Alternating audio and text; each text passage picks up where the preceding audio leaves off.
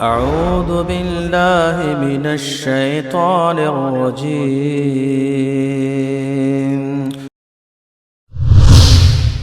كنتم خير أمة أخرجت للناس تأمرون بالمعروف وتنهون عن المنكر وتؤمنون بالله. پیارے نبی جناب محمد الرسول اللہ صلی اللہ علیہ وسلم کی بعثت کا مقصد اس دھرتی پر ایک اللہ کی توحید کے پیغام کو پھیلانا، اس دھرتی کو بت پرستی سے پاک کرنا. اسی بنیاد پر آپ نے دعوت کا آغاز کیا، قولوا لا الہ الا اللہ کا آوازہ لگایا، لوگوں کو توحید کی طرف بلایا. اور جب اللہ نے آپ کو ریاست عطا فرما دی، حکومت عطا فرما دی، مدینہ میں آپ کو قوت عطا فرما دی، تو رسول اللہ صلی اللہ علیہ وسلم نے عملی طور پر ان بت کدوں کو ختم کرنے کا حکم دیا. مکہ کو فتح کیا، چھڑی سے بتوں کو گراتے جاتے، جاء الحق کا آوازہ لگاتے جاتے، جس سے ہمیں یہ منہج بھی سمجھنے کو ملا کہ عملی اعتبار سے زمین سے بت پرستی کا خاتمہ، شرک کے اڈوں کا خاتمہ، یہ حکومت وقت کے ذمے ہے، انہی کی ذمہ داری ہے. جب اللہ اہل توحید کو حکومت دیتا ہے تو جس کے ہاتھ میں سلطنت ہوتی ہے، سلطان ہوتا ہے، امر ہوتا ہے، وہی اپنے ہاتھ سے یا اپنے حکم سے اپنے عمال کو بھیج کر زمین کو شرک کے ان اڈوں سے پاک کرتے ہیں. یہ عمل انفرادی نہیں ہے. جب تک قوت نہیں، حکومت نہیں، تو یہ انفرادی عمل نہیں ہے کہ کوئی شخص یہ سمجھے کہ بتوں کو توڑنا یا شرک کے اڈوں کو مٹانا مسلمانوں کی ذمہ داری ہے، اور وہ اکیلا اٹھے اور کسی جگہ پہ ہوتے ہوئے شرک کو مٹائے. وہاں پر کوئی بت ہے یا ڈھیری ہے یا قبر ہے یا درخت ہے اور اس کو کاٹنے کے لیے پہنچ جائے، تو یہ انفرادی عمل نہیں. یہ عمل اللہ کے نبی صلی اللہ علیہ وسلم نے کب کیا؟ جب اللہ نے آپ کو مدینہ منورہ میں حکومت دے دی. آئیے رسول اللہ صلی اللہ علیہ وسلم کا فرمان سنتے ہیں جو صحیح مسلم میں حدیث نمبر 832 ہے. سیدنا عمر بیان کرتے ہیں اپنا اسلام قبول کرنے کے واقعے کو. فرماتے ہیں جب میں جاہلیت کے دور میں تھا تو میں یہ بات سمجھتا تھا کہ بتوں کی عبادت کرنے والے لوگ گمراہ ہیں. اس وقت بھی میرے دل میں بتوں کا ادب و احترام نہیں تھا اور میں ان کو گمراہ جانتا تھا. حالانکہ میں مسلمان نہیں تھا لیکن فطرت پر تھا. اللہ نے میرے دل میں یہ بات ڈالی ہوئی تھی کہ یہ بت پرستی قابل نفرت عمل ہے. پھر میں نے مکہ کے ایک آدمی کے بارے میں سنا کہ وہ بہت سی باتوں کی خبر دیتا ہے. میں اپنی سواری پر بیٹھا اور ان کے پاس آیا. اس زمانے میں رسول اللہ صلی اللہ علیہ وسلم خفیہ دعوت دیا کرتے تھے. میں کسی طریقے سے اللہ کے نبی صلی اللہ علیہ وسلم کے پاس پہنچا اور میں نے آپ سے پوچھا آپ کون ہیں؟ تو آپ صلی اللہ علیہ وسلم نے فرمایا انا نبی، میں نبی ہوں. پھر میں نے پوچھا نبی کیا ہوتا ہے؟ تو آپ صلی اللہ علیہ وسلم نے فرمایا مجھے اللہ نے بھیجا ہے، میں اللہ کا بھیجا ہوا رسول ہوں. نبی جو اللہ کی طرف سے آتا ہے اپنی قوم کے لیے پیغام لے کر آتا ہے. میں نے کہا آپ کو کیا پیغام دے کر بھیجا؟ تو آپ نے فرمایا ارسلنی بصلۃ الارحام، اللہ نے مجھے رشتہ داری جوڑنے کے لیے بھیجا، صلہ رحمی کے لیے بھیجا، وکسر الاوثان، بتوں کو توڑنے کے لیے بھیجا، وَأَن يُوَحَّدَ اللَّهَ لَا يُشْرَكُ بِهِ شَيْءٌ، اور مجھے اللہ نے یہ حکم دے کر بھیجا کہ صرف ایک اللہ وحدہ لا شریک کی توحید کو مانا جائے، اس کے ساتھ کسی اور کو شریک نہ کیا جائے. اللہ کے نبی صلی اللہ علیہ وسلم نے اپنے آنے کا مقصد بیان کیا. رشتہ داری جوڑنا، رشتہ داری توڑنا بہت بڑا گناہ ہے. رشتہ داروں سے منہ موڑنا بہت بڑا گناہ ہے. صلہ رحمی کرنے کا اسلام حکم دیتا ہے. قطع رحمی کے بارے میں شدید وعید ہے. بتوں کو توڑنے کا اسلام حکم دیتا ہے. پیارے نبی صلی اللہ علیہ وسلم نے کب توڑے؟ مکی زندگی میں نہیں، جب آپ کو حکومت ملی، جب آپ کو قوت ملی، جب آپ کو سلطنت ملی اللہ کی رحمت سے، تب آپ نے بتوں کو توڑا اور اس جزیرہ عرب کو پاک کیا بت پرستی سے، تاکہ لوگوں کے دلوں میں ان بتوں کا جو ڈر ہے وہ ختم ہو جائے. یہ کر دیں گے، یہ وہ کر دیں گے، یہ وہ کر دیں گے. آج بھی یہ قصے کہانیاں قبر پرست مشہور کرتے ہیں.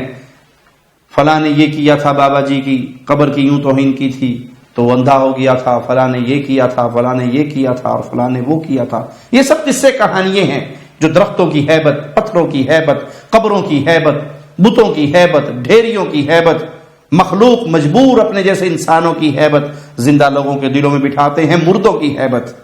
اور حقیقت میں کیا ہے کہ قوت ساری اللہ کے ہاتھ میں ہے. جو اللہ چاہتا ہے وہ ہوتا ہے، اور جو اللہ نہ چاہے کائنات کی کوئی ہستی کچھ نہیں کر سکتی. تو آپ نے یہ اڈے ختم کیے تاکہ لوگوں کے دلوں میں جو یہ انجانا خوف اہل شرک نے بٹھا دیا تھا وہ خوف ختم کر دیا جائے اور اس دھرتی کو بت پرستی سے پاک کر دیا جائے. صحیح بخاری حدیث نمبر 2478 عبداللہ بن مسعود سے روایت ہے رضی اللہ عنہ. آپ نے فرمایا نبی کریم صلی اللہ علیہ وسلم مکہ مکرمہ میں داخل ہوئے تو بیت اللہ کے چاروں طرف 360 بت تھے. آپ نے انہیں اپنی چھڑی سے مارا اور فرمایا جاء الحق وزهق الباطل. حق آ گیا، باطل مٹ گیا. باطل مٹنے کے لیے ہوتا ہے. جب اللہ اہل توحید کو قوت دیتا ہے تو وہ اپنے ہاتھ سے سب سے پہلے شرک کے اڈوں کو ختم کرتے ہیں. اللہ اپنی کروڑہ رحمتیں نازل فرمائے امام محمد بن عبد الوہاب پر. اللہ کروڑہ رحمتیں نازل فرمائے امام محمد بن سعود پر. اللہ راضی ہو جائے امام عبدالعزیز آل سعود سے، جنہوں نے اس عرب کی دھرتی کو ایک مرتبہ پھر شرک کے اڈوں سے پاک کیا. اللہ کے پیارے بندے، اللہ کے اولیاء، پیارے نبی کے پیارے صحابہ، ان کی قبروں پر اہل شرک نے قبے بنائے. وہاں عبادتیں ہوتی تھی، وہاں پر سجدے ہوتے تھے. وہ کام جو خالص اللہ کا حق تھا وہ بزرگوں کی قبروں پر ہوتا تھا، جس کا حکم نہ قرآن میں ہے نہ حدیث میں ہے. تو انہوں نے اللہ کے نبی صلی اللہ علیہ وسلم کی احادیث پہ عمل کرتے ہوئے اس دھرتی کو شرک سے اور شرک کے اڈوں سے پاک کیا. سیدنا ابو طلحہ انصاری سے روایت ہے، اور یہ روایت بھی صحیح بخاری میں 3225 نمبر. کہتے ہیں میں نے رسول اللہ صلی اللہ علیہ وسلم کو فرماتے ہوئے سنا لا تدخل الملائکۃ بیتا فیہ کلب ولا صورت تماثیل.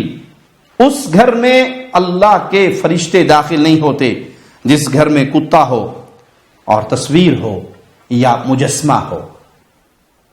3 چیزیں جس گھر میں ہیں اللہ کے ملائکہ اس گھر میں داخل نہیں ہوتے. یہ اللہ کی رحمت سے دوری کے اسباب ہے. کتا گھر میں ہے، ایک تو ہے آپ نے شکار کے لیے کتا پالا ہوا ہے، سکیورٹی کے لیے پالا ہوا ہے، کھیت باڑی کی جانور رکھے ہوئے ہیں وہاں پر رکھا ہوا ہے. ایک گھر میں شوقیہ کتے پالے ہوئے ہیں، شوق بن چکا ہے، مغرب کی طرف دیکھ دیکھ کر اس کے پیچھے دوڑ رہے ہیں اور ان کی ثقافت کو اپنے گھروں میں داخل کر رہے ہیں اور اسلامی طرز عمل کو خیر بات کہہ رہے ہیں. کتوں کو اپنے ساتھ گھر میں رکھتے ہیں. جس گھر میں کتا ہے اس گھر میں رحمت کا فرشتہ داخل نہیں ہوتا. جس گھر میں مورتیاں سجائی ہوئی ہیں، تصویریں سجائی ہوئی ہیں، یہ ابو جان کی ہے، یہ امی جان کی ہے، یہ دادا جان کی ہے، فریم کر کے تصویریں دیواروں پہ لگی ہوئی ہیں، یا بچے پینٹنگ کرتے ہیں، لڑکیاں خرگوش بناتی ہیں روئی کے، یا کوئی اور جانور کی تصویر بناتی ہیں، مورتی بناتی ہیں، یا کسی پیر و بابا کو پوجنے کے لیے ان کی تصویریں رکھی ہوئی ہیں اور ہر جمعرات کو ان کے تصویر کے نیچے بھی موم بتی اور چراغ جلایا جاتا ہے. جہاں مجسمہ ہو، تصویریں ہو، کتا ہو، وہاں پر رحمت کا فرشتہ داخل نہیں ہوتا. سیدنا جریر بن عبداللہ رضی اللہ عنہ فرماتے ہیں، اور یہ حدیث بھی صحیح بخاری میں 3020 نمبر، کہ اللہ کے نبی صلی اللہ علیہ وسلم نے فرمایا کیا تم مجھے خوشی نہیں پہنچاؤ گے، سکون نہیں پہنچاؤ گے ذوالخلاصہ جو یہ بت ہے اس کو توڑ کر. اس کو لوگ پوجتے ہیں، کوئی اس کو کعبہ کا نام دیتا ہے، کعبہ یمانیہ یا کعبہ شامیہ کا نام دیتا ہے. تم مجھے خوشی پہنچاؤ، سکون پہنچاؤ اس کو توڑ کر. تو میں نکلا، میرے ساتھ 150 کے قریب سوار تھے اور ہم گئے اور ہم نے ان کے مجاوروں کو قتل کر دیا اور اس بت کو توڑ دیا. رسول اللہ صلی اللہ علیہ وسلم کو آ کر خبر دی تو آپ نے ہمارے لیے دعا کی. پھر عرض کروں گا آپ نے یہ کام کب کیا؟ جب اللہ نے آپ کو حکومت دی. یہ افراد کا کام نہیں ہے، یہ شخصیات کا کام نہیں ہے کہ آپ اٹھیں اور اپنے علاقے میں کسی شرک کے اڈے کو مٹانے کے لیے کھڑے ہو جائیں. یہ آپ کا کام نہیں ہے، یہ اسلامی اسٹیٹ کا کام ہے. حدود کا نفاذ ٹوٹل اسلامی حکمران کے ہاتھ میں ہوتا ہے، افرادی کام نہیں ہے. نماز آپ پڑھو گے، روزہ آپ رکھو گے، لیکن جو حدود کا معاملہ ہے وہ جہاد کی صورت میں ہو، وہ شرک کے اڈے ختم کرنے کی صورت میں ہو، وہ قاتل کو قتل کرنے کی صورت میں ہو، زانی کو سنسار کرنے کی صورت میں ہو، چور کے ہاتھ کاٹنے کی صورت میں ہو، یہ تمام معاملات اسلامی حکمران کے ساتھ منسلک ہیں، اسٹیٹ اور ریاست کے ساتھ منسلک ہیں، افراد کا کام نہیں ہے۔ سیدنا ابو طفیل بیان کرتے ہیں کہ جب رسول اللہ صلی اللہ علیہ وسلم نے مکہ فتح کر لیا تو خالد ابن ولید کو وادی نخلا کی طرف بھیجا، وہاں پر عزہ تھا، سیدنا خالد وہاں پر گئے اور وہاں کچھ درخت تھے، ان درختوں کو کاٹ دیا اور کچھ کمرے تھے ان کو گرا دیا، پھر اللہ کے نبی صلی اللہ علیہ وسلم کے پاس تشریف لائے اور آ کر آپ کو خبر دی۔ آپ نے فرمایا ارجع فإنك لم تصنع شيئا، واپس جاؤ، تم نے کچھ نہیں کیا، ابھی تم نے کچھ نہیں کیا، واپس جاؤ وہاں پر۔ آپ واپس گئے، جب بت خانوں کے مجاوروں نے دیکھا کہ یہ تو پھر آگے، تو وہ پہاڑوں کی طرف بھاگے اور اپنے عزا کو پکارنے لگے، اے عزا ان کو پاگل کر دے، ان سے انتقام لے، ان کو پاگل کر دے۔ خالد بن ولید نے دیکھا رضی اللہ عنہ کہ ایک عورت جو بالکل برہنہ ہے، ننگی حالت میں کھڑی ہے، اپنے سر پہ مٹی ڈال رہی ہے، تو اللہ کی یہ تلوار آگے بڑھی سیدنا خالد اور اس کو قتل کر دیا۔ وہ ایک شیطانہ تھی اور اللہ کے نبی صلی اللہ علیہ وسلم کو آ کر جب خبر دی تو آپ نے فرمایا تلک العزا، یہ وہ عزا تھا جس کو وہ پوجتے تھے، وہ شیطان کو پوجتے تھے۔ اور اکثر شرک کے اڈوں پر جنات کا بسیرا ہوتا ہے، جنات کے ڈیرے ہوتے ہیں، یہ آپ کو اکثر سننے کا ملے گا، فلاں مریض فلاں مزار پہ گیا وہاں ٹھیک ہو گیا، بھائی وہ ٹھیک نہیں ہوا، اس کو شیطان تنگ کرتا تھا، شیطان ذلیل کرتا تھا، مقصد اس کا یہ تھا کہ یہ مشرک ہو جائے۔ جب اس نے قبر پہ سجدہ کیا، قبر کا طواف کیا، غیر اللہ سے امیدیں لگائی اور اس کو پکارا، شیطان نے وہ تکلیف والا اپنا ہاتھ ہٹا لیا، آپ سمجھتے ہو یہ ٹھیک ہو گیا۔ یہ سب شیطانی چکر ہیں، اس کا اسلام سے کوئی تعلق نہیں۔